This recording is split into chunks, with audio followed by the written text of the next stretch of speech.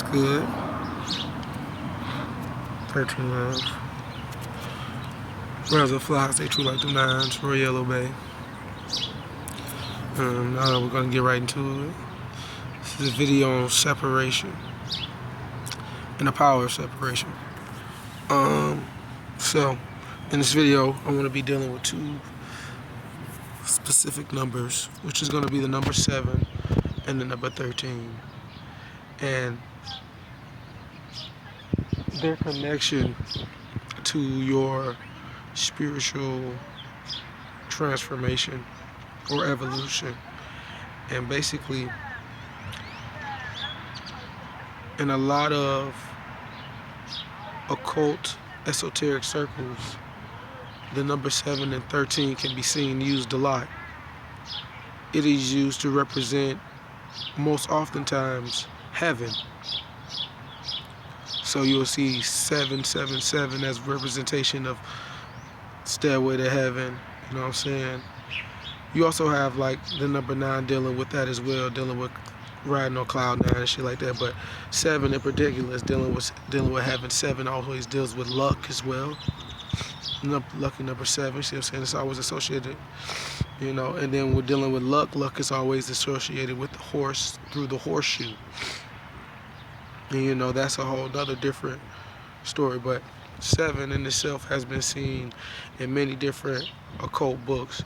I know that, you know, a lot of people talk about it. Even the wicked of the people talk about it, like Aleister Crowley. They use the number 7 in the form of trying to paint themselves in the image of Christ, because 7 is also associated with the Christ energy as well as 13. We know 13 is, but so is 7. 7 is like the Messiah energy. You know what I'm saying? It's like the one above all type energy. You feel me? You know, where 13 is like a more evolved version of that. You know, a more mature version of that. So let's get right to it. So it's like you have the number 7, and 7 deals with separation. Now, when you're dealing with the 9 dimensions of yourself, right? You go 0 through. Well, it's not technically. Yeah, it's still 9 because 0 is technically you. 0 and 1 is kind of the same thing. But that's another story. So from 0 through 9, this is your makeup and how your body is constructed. But it's also like it's also how you can navigate. It's a macro map of yourself and the universe in so many words. And so when you're going through these realms, they're representing dimensions. So for example, dimension 1 represents the first realm, dimension 2 represents the second realm, dimension 3 represents the third realm, dimension 4 represents the fourth realm, and so on and so forth, all the way to the 9th realm, right, to the 9th dimension. So when you're dealing with dimensions, you're dealing with different perceptions, and the more that as the dimension goes up, the greater the expansion and the depth of understanding of the perception that you're in. So what do I mean by that? In 3D, if you're a 3D being, you are supposed to already have control over the first and second realm, and you're supposed to be mastering the third realm because you're in the third dimension. So that means that you are made up of hold on, grass cutter right here. That means you made up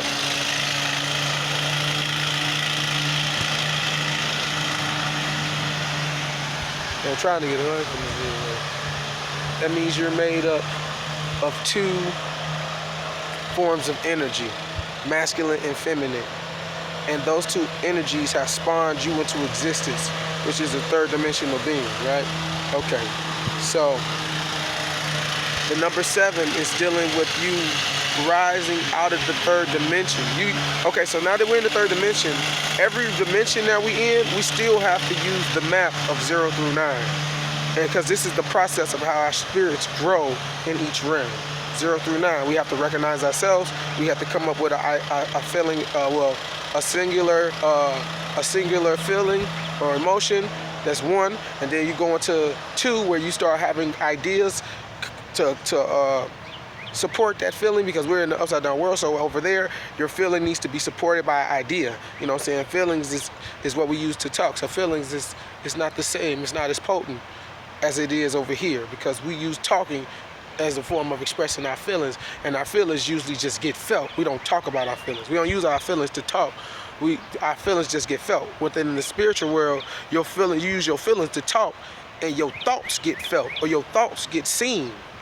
Feel me? So it's deep like that. So you use 1 through 9 in each dimension. So you go through from 1 to 3rd. So the 3rd dimension, you're supposed to realize, well, you're kind of born like that. That's why by default, being a 3rd dimensional being, you're supposed to have understanding of the 1st and 2nd realms, because those realms deal with identity, or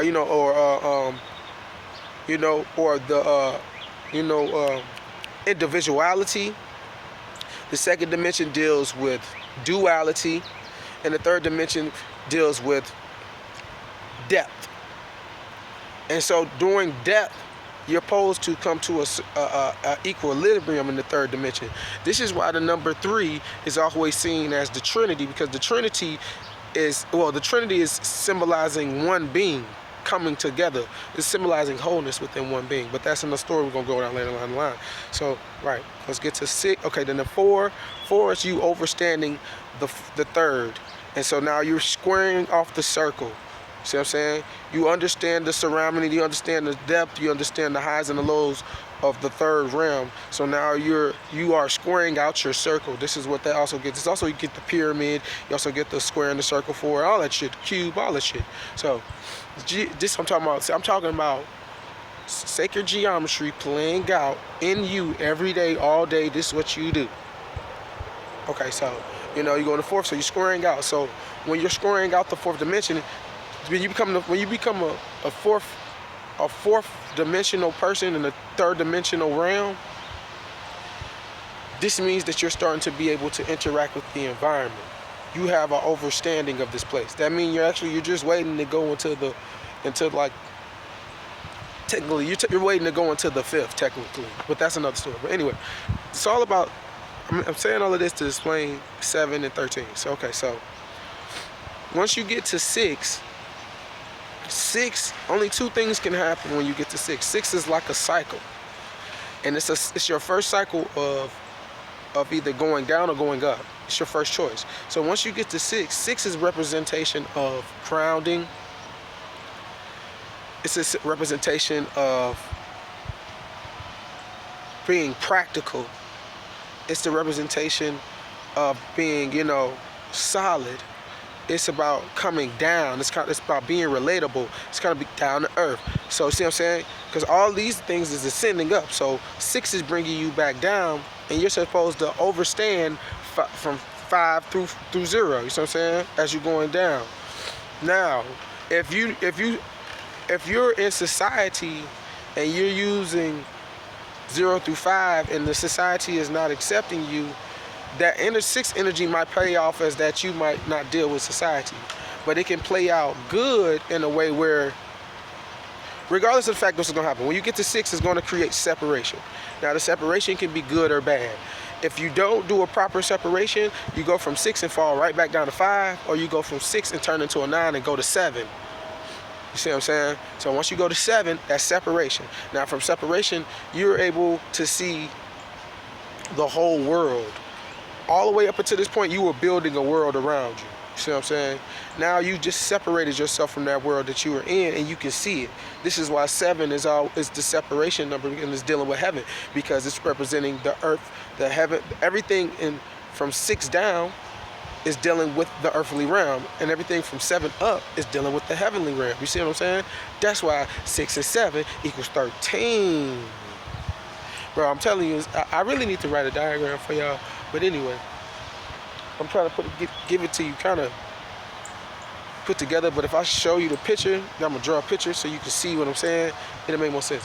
Okay, so if if you do separate and you go to 7, you get to see everything. But this energy can turn negative too. You kind of become like this is your first time reaching like your Christ-like state at 7. You kind of reach that aha moment of the realm that you're in. So you know you almost got full inner and understanding of this realm. So based on how long you stay there, if you stay separated as a 7 being, like when you're 7 though, now you can be separate and you don't have to go back down.